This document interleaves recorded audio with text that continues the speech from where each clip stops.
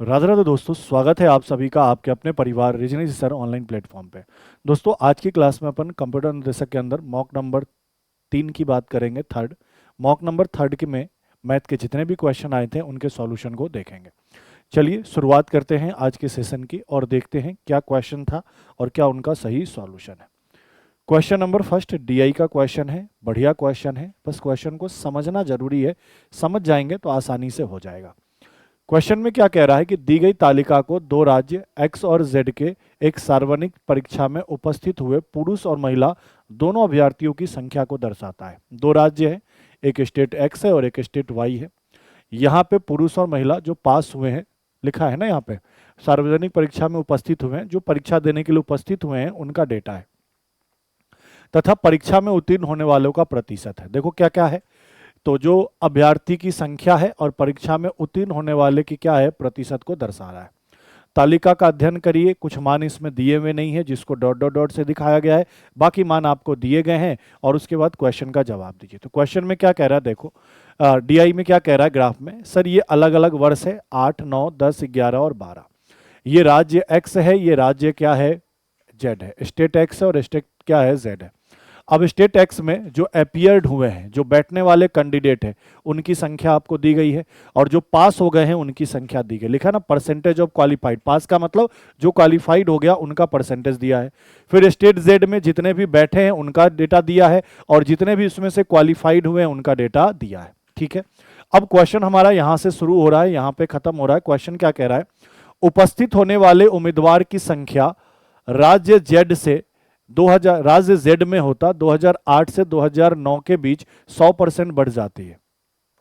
ठीक है, state Z की बात कर रहा है और स्टेट जेड में किसकी बात कर रहा है, 2008 के और 2009 की। क्या कह रहा है कि 2009 में 2008 से 100% क्या होता है, बढ़ोतरी हो जाता है। तो मैं थोड़ी देर के लिए मान लेता हूं कि 2008 में टोटल जो अपीयर्ड स्टूडेंट थे वो 100 थे, तो 2009 में टोटल अपीयर्ड स्टूडेंट कितने हो जाएंगे, 200। क्योंकि क्वेश्चन में कह रहा है ना कि कितने की वृद्धि हो गई, 100% की वृद्धि हो गई। बोलो हाँ या ना।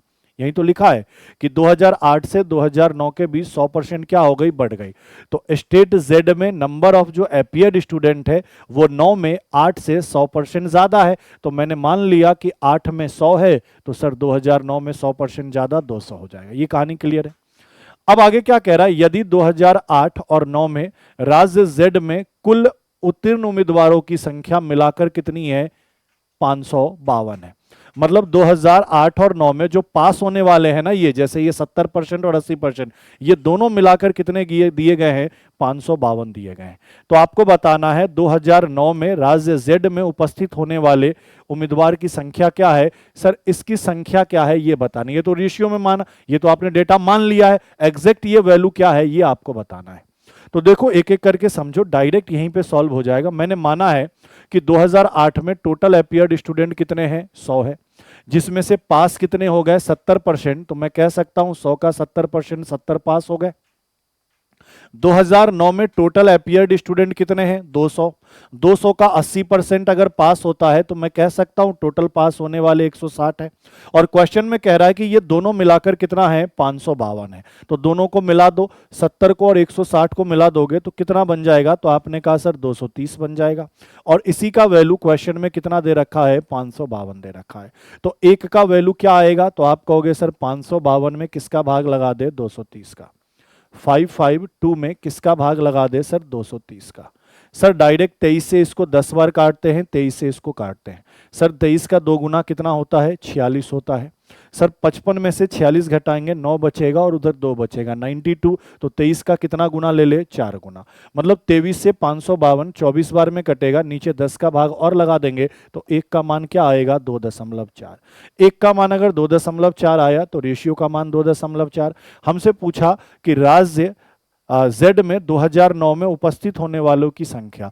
तो राज्य जेड में 2009 में उपस्थित होने वाले कितने हैं, 200। तो 200 में किसका गुना कर दो, सर 2.4 का। और 2.4 का गुना करोगे तो आंसर कितना आएगा, 480। तो 480 अपने क्वेश्चन का क्या है, बिल्कुल ही सही उत्तर, जो कि कहां दिया है, ऑप्शन नंबर सी में। ऑप्शन नंबर सी क्वेश्चन का क्या होगा, बिल्कुल ही सही उत्तर। क्लियर है। चलिए, देखने में लंबा चौड़ा था, थोड़ा अच्छा भी था, पढ़ते तरीके से तो हो जाता। अगले क्वेश्चन को देखो। कह रहा है यदि 9a 10b के बराबर है, तो यहां से मैं ऐसा कह सकता हूं a और b का रेशियो क्या होगा, तो आप कह दोगे आसानी से 10 और 9 होगा। a का मान 10, b का मान 9। सर 12b किसके बराबर है, 13c के बराबर, तो यहां से b और c का रेशियो निकाल सकता हूं जी। b का मान कितना होगा 13, c का मान कितना होगा 12। तो सर a b c का रेशियो क्या आएगा, तो सर रेशियो निकालने का तरीका, a का मान इन दोनों को गुना करके, b का मान इन दोनों को गुना करके और c का मान इन दोनों को, तो गुना करो तो 130 a का मान आएगा, 13 नमा 117 बी का मान आएगा, और 12 का 9 गुना कितना होता है सर 108 होता है, तो यह सी का मान आएगा। हमसे तो ए और सी का रेशियो पूछा है, तो ए का मान 130 है, सी का मान 108 है। अगर कट रहा है तो काट दो। कट सकता है जी सर, बिल्कुल कट सकता है। किससे कट जाएगा, 2 से कट जाएगा। यह कितनी बार, 65 बार।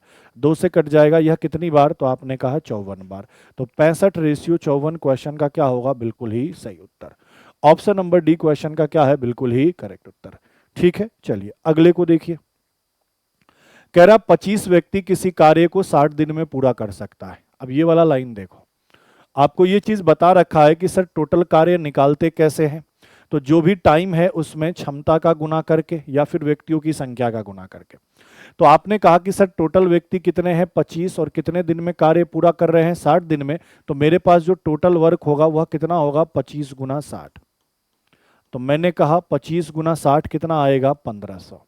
मतलब जो टोटल कार्य है वह कितना है सर 1500 है। यहां तक की कहानी क्लियर है कि 25 व्यक्ति किसी कार्य को 60 दिन में कर रहे हैं, तो सर कितना कार्य करेंगे 25 गुना 60 1500। आगे क्या कह रहा, उन्होंने कार्य शुरू किया। ठीक है, कार्य करना शुरू किया। कौन, ये जो 25 व्यक्ति थे कार्य करना शुरू किए। x दिन के बाद 10 व्यक्ति कार्य छोड़कर चले गए, तो x का मान क्या है यही आपको बताना है। लिखा है ना कि x का मान क्या, यही बताना है। मतलब कितने दिन बाद व्यक्ति कार्य छोड़ के गए ये आपको बताना है। तो x दिन बाद व्यक्ति कार्य छोड़ के गए, तो फिलहाल x को भूल जाओ। मुझे तो एक बात बताओ, कितने व्यक्ति कार्य छोड़ के गए 10। तो आपने कहा पहले 25 थे, अब 10 व्यक्ति चले गए, तो अब व्यक्तियों की संख्या कितनी है सर 15 है। ये बात क्लियर है कि पहले 25 व्यक्ति थे, अब 10 व्यक्ति कार्य छोड़कर चले गए, तो सर कितने व्यक्ति बचेंगे 15 व्यक्ति। तो मैं पूछूं 15 व्यक्ति द्वारा किया गया कार्य क्या होगा, तो क्वेश्चन में कह रहा है कि अब यह कार्य कितने दिन में समाप्त हो रहा है 80 दिन में। मतलब यह 15 व्यक्ति 80 दिन तो कार्य क्या होगा, तो 15 गुना अगर 80 करोगे तो कितना बनेगा 1200। इसका मतलब टोटल कार्य कितने थे 1500। अभी कार्य हुआ कितना है सर 1200। तो कितने कार्य की कमी चल रही है सर 300 कार्य। बोलो हाँ या ना। 300 कार्य की क्या चल रही है, हेरा फेरी चल रही है, कमी चल रही है। और यही 300 कार्य कितने दिन में हुआ होगा ये पता कर लेते हैं। तो मुझे एक बात बताओ ना, x दिन बाद 10 व्यक्ति गए, तो वो 10 व्यक्ति इस x दिन काम किए होंगे। बोलोगे जी सर, तो उसी 10 का भाग लगा दो तो x का मान आ जाएगा। कहने का मतलब आपको पता चल गया कि सर कितने दिन बाद कार्य छोड़कर गए होंगे 30 दिन बाद। और यही अपने क्वेश्चन का क्या होगा, बिल्कुल ही सही होता। नहीं तो ऐसे भी सोचो ना, 300 कार्य रह गए, 300 कार्य का हेरा फेरी है, और व्यक्ति कितने हैं सर 10 है। 10 व्यक्ति गए ना कार्य छोड़कर, तो सर ये 10 व्यक्ति तो इस x दिन में काम किए होंगे। तो सर 300 में 10 का भाग लगाया तो दिन कितने आ गए 30। ठीक है, चलो अगले को देखो। क्वेश्चन नंबर 4 कह रहा किसी वृत्त का क्षेत्रफल 616 सेंटीमीटर स्क्वायर है। आप सभी जानते हैं वृत्त का एरिया होता क्या है, तो सर पाई आर स्क्वायर होता है। पाई का मान क्या होता है सर 22/7, और त्रिज्या आर स्क्वायर बराबर कितना 616। थोड़ा सा काटा पीटी करने की जरूरत है, काट लीजिए। मुझे बताइए 11 से यह 2 बार, 11 से यह 5 बार, और कितनी बार 6 बार। 2 से वापस काटूंगा कितनी बार 28 बार। तो आर स्क्वायर का मान क्या होगा 28 गुना कितना 7। तो आर का मान क्या होगा, तो आप कहोगे √28 गुना कितना 7। सर आप खुद बताएं, सर 28 को मैं 7 गुना 4 लिख सकता हूं जी सर, और 7 तो पहले से है, तो सर इसका जो वर्गमूल होगा वह कितना हो जाएगा 14 हो जाएगा। कैसे, 2 बार 7 है तो 1 बार 7 बाहर आ गया, और 4 का वर्गमूल 2 तो 7 दूनी 14। मतलब वृत्त की जो त्रिज्या है वह कितनी है 14 है। ये कहानी यहां तक क्लियर है, तो बताओ फिर अपन आगे बढ़ेंगे कि सर जो सर्कल है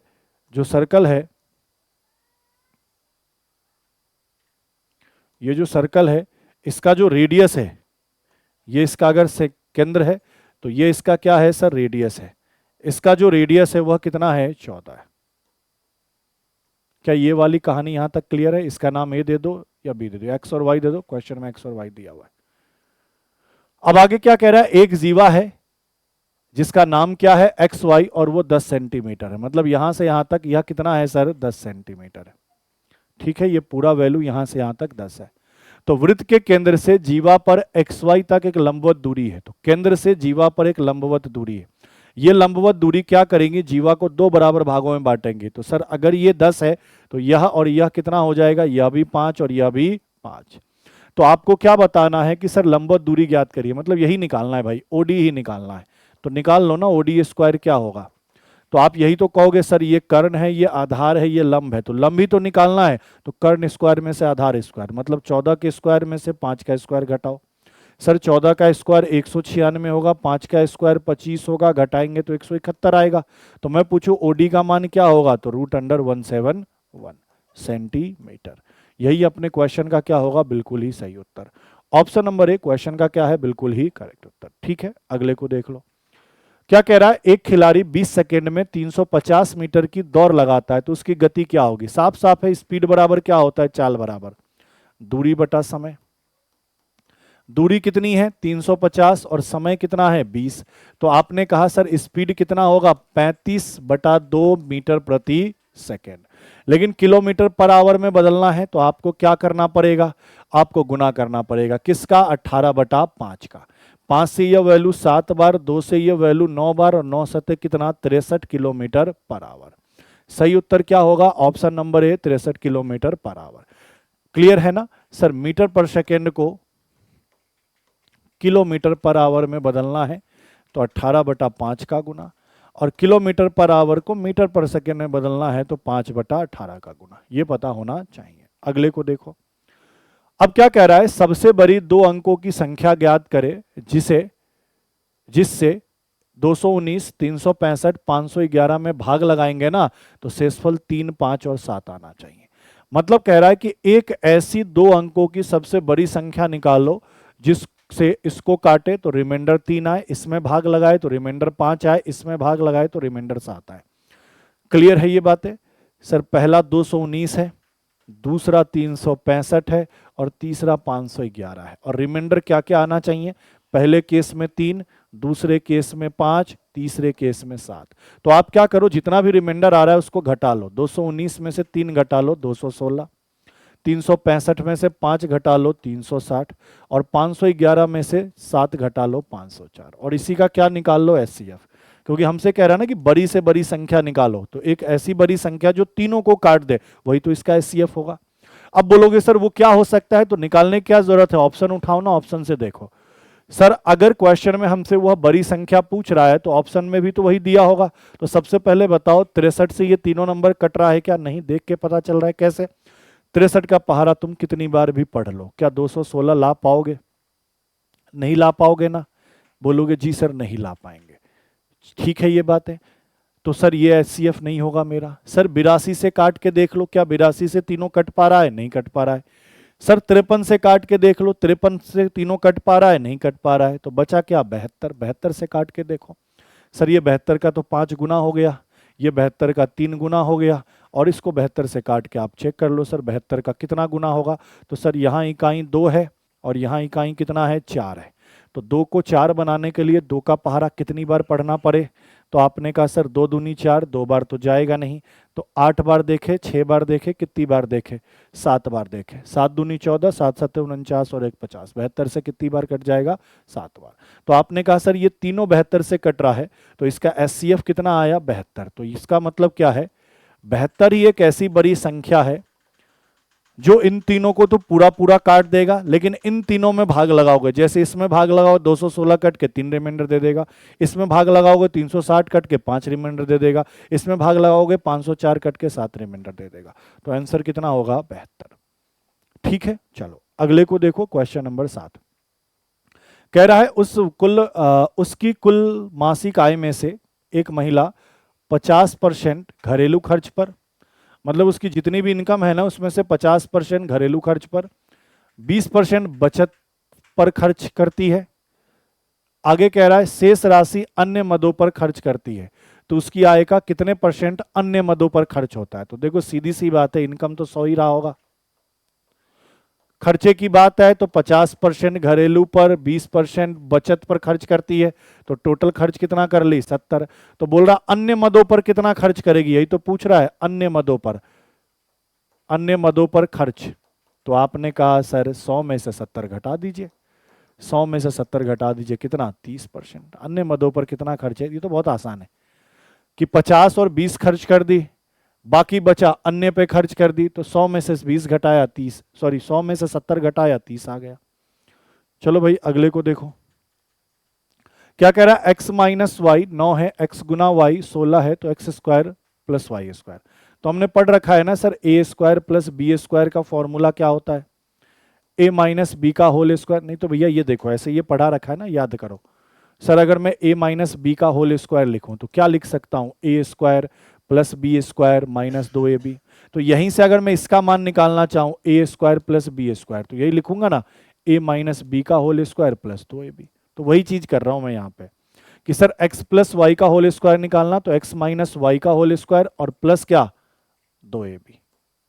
x square plus Y square का whole square, x minus sorry x square plus Y square बराबर एक्स माइनस वाई का whole square plus 2xy। Value put कर दो, x माइनस वाई 9 है, 9 का स्क्वायर, 2 गुना एक्स गुना वाई कितना है 16, तो ये 81 है और ये 32 है, तो 113 बन जाएगा। और 113 क्वेश्चन का क्या होगा, सही उत्तर। यही अपने क्वेश्चन का क्या है, बिल्कुल ही सही उत्तर। अगले को देखो, अब क्या कह रहा है, 6 अंकों की संख्या है, क्या है संख्या लिख देता हूं, 11 P 9 Q 4, Q को थोड़ा ऐसा लिखता हूं, Q और 4। कह रहा है ये 24 से विभाज्य है, मतलब 24 से कट रहा है, तो P और Q का अधिकतम संभव मान बताना। ये वाला लाइन इंपॉर्टेंट है, मतलब P का मुझे मैक्सिमम वैल्यू लेना पड़ेगा और Q का भी मुझे मैक्सिमम वैल्यू लूंगा, तभी तो दोनों को गुना करके मैक्सिमम निकाल सकता हूं। सर P और Q का मैक्सिमम मान क्या हो सकता है, 9 हो सकता है ना, क्योंकि P और Q क्या है, अंक है, डिजिट है, और डिजिट मैक्सिमम क्या हो सकता है, 9 हो सकता है।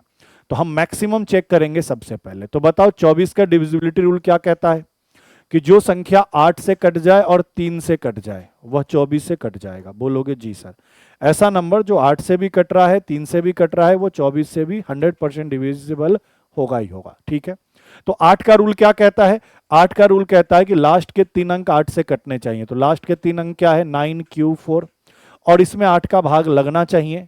ठीक है, तो ये नंबर 8 से कट जाएगा। ठीक है भाई मेरे, अगर मैं 8 से काटने का प्रयास करता हूं तो कैसे काटूंगा, सर 9 एकम 9, यहां क्या बचेगा 1, तो यहां कोई ऐसा वैल्यू रखना पड़ेगा जिससे मैं भाग लगाऊं 8 से और कैरी बचने के बाद फिर 4 को ले लूं तो वो कट जाए। लेकिन मैं Q का यहां मान क्या क्या रख सकता हूं, ये हमें सोचना पड़ेगा, लेकिन साथ साथ में ये भी कि P और Q का मैक्सिमम मान लेना है। तो मैक्सिमम से सोचो, मिनिमम से नहीं।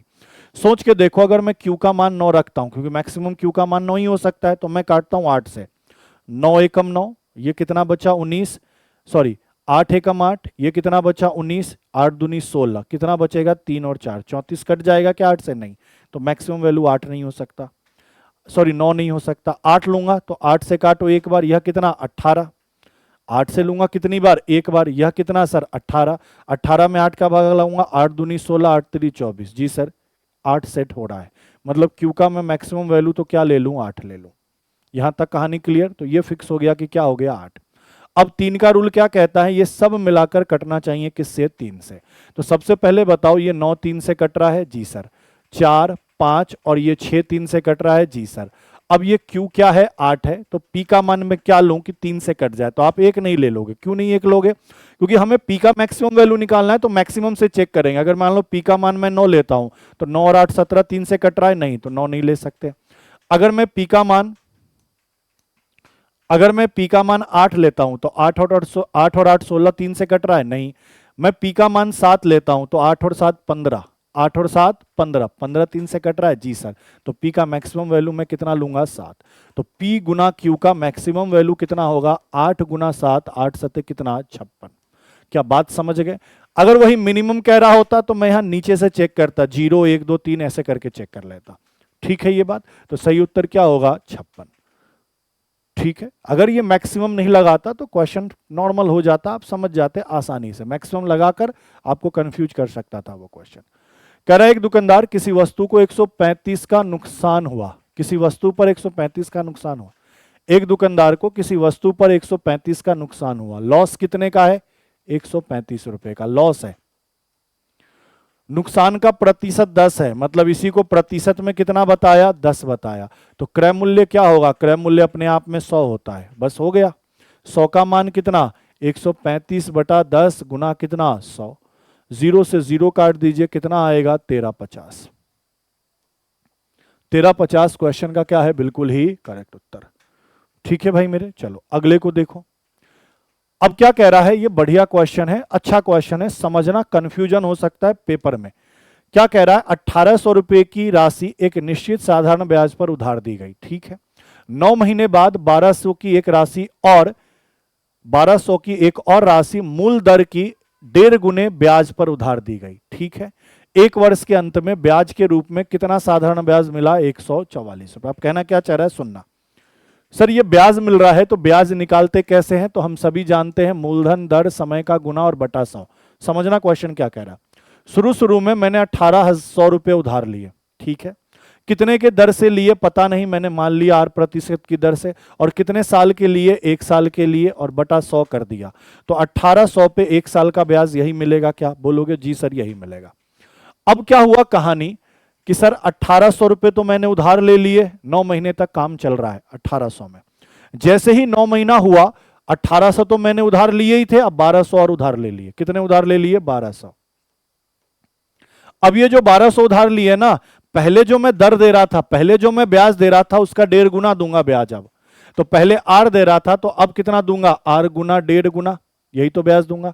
और सर कितने महीने के लिए ब्याज दूंगा? तो सर 3 महीने के लिए। क्यों? क्योंकि सर 9 महीने गुजर चुके हैं, अब 3 महीने बाद ही तो 1 साल हो जाएंगे। तो आप कहोगे जी सर 3 महीने के लिए ब्याज दूंगा। महीने को साल में बदलने के लिए किसका गुना भाग लगाओगे? 12 का, और यहां बटा क्या करोगे? 100।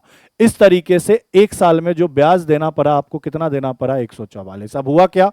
इस 1800 पे तो 1 साल का ब्याज लगा, और इस 1200 पे 3 महीने का ब्याज लगा, ठीक है। लेकिन 1 साल बाद ही आपने टोटल पैसा लौटाया, 1800 भी और वो 1200 भी। क्या कहानी क्लियर है? ठीक है। अब इनको कैलकुलेट कर लो। लीजिए सर कैलकुलेशन कर लेते हैं। सर ये 2 जीरो से 2 जीरो कट जाएगा, तो ये तो 18 आर होगा। यहां देखते हैं सर, अगर दशमलव हटा दे तो नीचे 0 आएगा। ये 2 जीरो खा जाएगा, ये 12 को खा जाएगा। ये 5 से कितनी बार? 2 बार। और ये 5 से कितनी बार? 3 बार, ठीक है।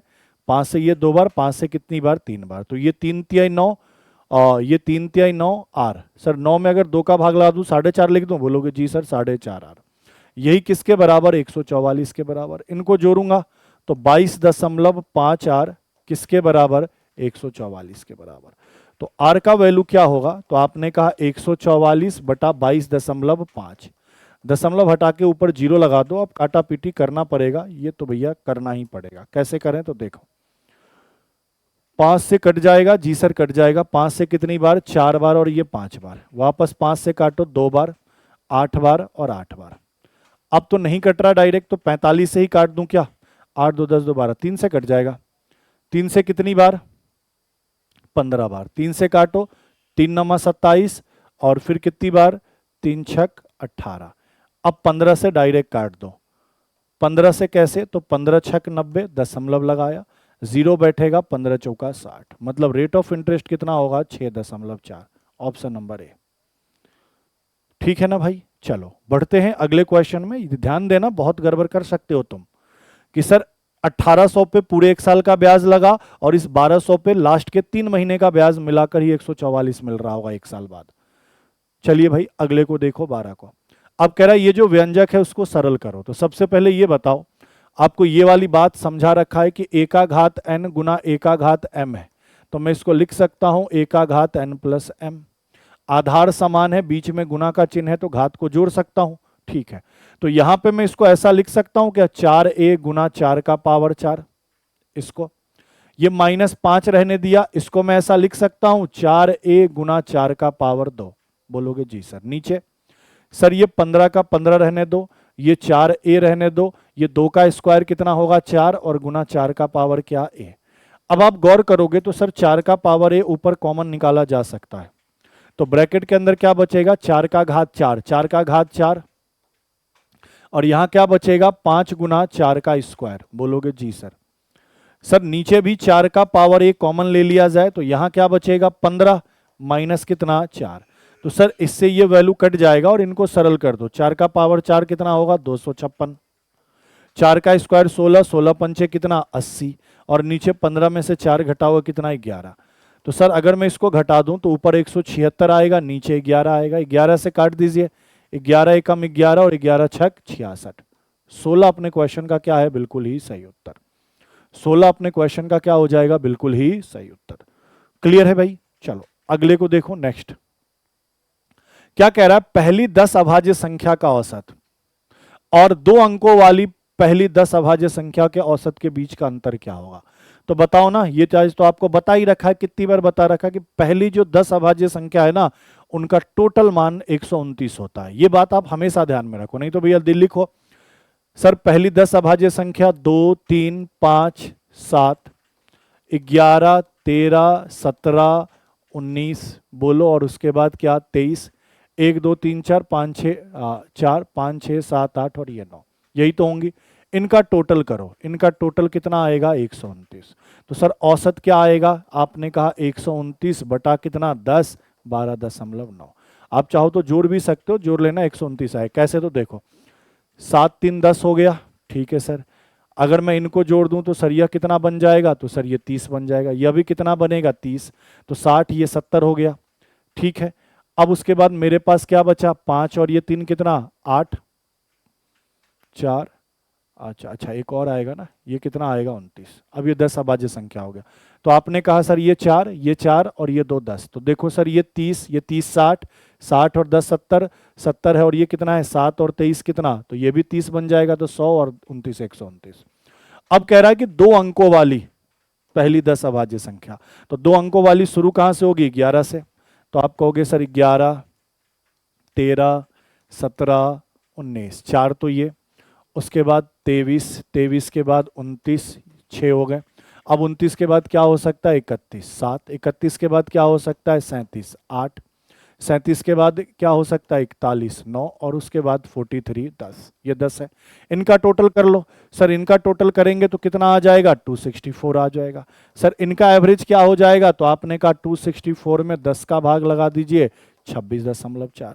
अब दोनों के बीच का डिफरेंस पूछा है तो निकाल दो ना, 26.4 में से कितना घटा दो 12.9। लीजिए सर यह कितना आएगा, 14 में से 9 घटाओगे 5, यहाँ 5 में से 2 घटेगा 3 और ये 1, तो 13.5 अंतर आएगा, ऑप्शन नंबर डी। ठीक है, इनका टोटल योग कितना 264, 264 में 10 का भाग लगाओगे औसत आ जाएगा। दोनों के अंतर पूछा था, औसत का अंतर निकाल दिया।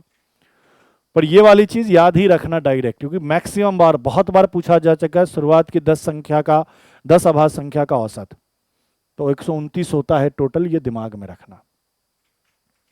अगले को देखो 14 को, क्या कह रहा है 2, 4 और 8, 12 को जोड़ने वाली रेखाखंड की लंबाई। तो ये चीज आपको बता रखा है कि ये 2 बिंदु है, ये मान लो ये बिंदु ए है, इसके कोऑर्डिनेट x1 y1 है, और ये बिंदु बी है, इसके कोऑर्डिनेट x2 y2 है, और इनकी बीच की दूरी d निकालनी है। तो तरीका क्या होगा, root under x1 minus x2 का whole square plus y1 minus y2 का होल स्क्वायर। तो लो भैया कर दो सॉल्व। सर x1 का मान कितना है 2, x2 का मान कितना 8, 2 में से 8 घटाओगे -6 का स्क्वायर, प्लस y1 का मान 4, y2 का मान 12, 4 में से 12 घटाओगे -8 का स्क्वायर। तो सर -6 का स्क्वायर 36 होगा, -8 का स्क्वायर 64 होगा, जोड़ेंगे तो 100 आएगा, और 100 का वर्गमूल कितना होगा 10 होगा। 10 अपने क्वेश्चन का क्या होगा, बिल्कुल ही सही उत्तर। क्लियर है। चलो अगले को देखो नेक्स्ट। कह रहा है यमुना और उसकी बेटी सात्विक की औसत आयु कितनी है 21 है। औसत आयु 21 है, किसके किसकी, यमुना की और उसकी बेटी सात्विक है, उसकी औसत आयु 21 है। तो टोटल आयु 21 का 2 गुना 42 होगा क्या, क्योंकि सर एवरेज क्या होता है राशियों का योग बटा राशियों की संख्या, तो टोटल क्या होगा औसत गुना संख्या। तो आपने कहा औसत 21 है और टोटल 2 लोग हैं, तो 2 का गुना कर दिया, तो टोटल आयु दोनों की 42 वर्ष आएंगी। क्या ये क्लियर है। अब कह रहा उनकी आयु का जो रेशियो है, किन के, इनकी आयु का रेशियो कितना है सर, 5 और 2 है। तो बताओ यहां टोटल कितना बनेगा 7, और इसी 7 का मान 42 है, तो कितने गुने पे बैठेगा, 6 गुने पे। तो आपसे सात्विक की आयु पूछा, तो सात्विक की आयु क्या होगी, 7 का 2 गुना कितना, 14 वर्ष आंसर। यमुना का पूछता तो 35 हो जाता, कहाँ गलती कर दिया हमने, अच्छा 6 गुना होगा ना, क्योंकि रेशियो का मान 6 है, 6 दुना कितना 12, सॉरी 12 क्वेश्चन का क्या होगा, बिल्कुल ही करेक्ट उत्तर, क्योंकि 7 के 6 गुने पे बैठा था, तो ये भी 2 के 6 गुने पर कितना बैठेगा, 12। अगले को देखो, क्वेश्चन नंबर 16 क्या कह रहा है, घनाभ के आकार के गत्ते के डिब्बे का पृष्ठीय क्षेत्रफल ज्ञात करिए। तो सर अगर मुझे टोटल सरफेस एरिया निकालना है घनाभ का, तो मैं क्या जानता हूं, 2 गुना लंबाई गुना चौड़ाई, चौड़ाई गुना ऊंचाई, और ऊंचाई गुना लंबाई, यही तो जानता हूं। कह रहा है जिसकी लंबाई 60 है, लंबाई कितनी है, 60 है, ठीक है। आगे क्या कह रहा है, चौड़ाई लंबाई की आधी है, जो चौड़ाई है लंबाई का आधा है, तो लंबाई 60 है, तो चौड़ाई कितना होगा, 30 होगा। तथा ऊंचाई चौड़ाई की 1/3 है, ऊंचाई क्या है, चौड़ाई का 1/3, तो चौड़ाई 30 है, तो 30 का 1/3 कितना होगा, 10। वैल्यू पुट कर दो। आपने कहा 2 लंबाई गुना चौड़ाई, तो 60 गुना 30 1800, प्लस चौड़ाई गुना ऊंचाई, तो 30 गुना 10 300, प्लस ऊंचाई गुना लंबाई, तो 10 गुना 60 कितना 600। तो यहां पे 2 होगा, इनको अगर मैं जोड़ूंगा तो सर ये 18 और 6 24 और 3 27 और 2 0 2700, 2700 का 2 गुना कितना आएगा, 5400 सेंटीमीटर में है क्या, जी sir centimetre square, 5400 centimetre square question का क्या होगा, बिल्कुल ही सही उत्तर। क्लियर है। तो ये आपके 16 क्वेश्चन थे मॉक नंबर 3 के अंदर, जिसका मैंने आपको क्या कराया, सॉल्यूशन कराया। मिलते हैं आपसे अगली क्लास में, आज के लिए इतना ही, थैंक यू, धन्यवाद।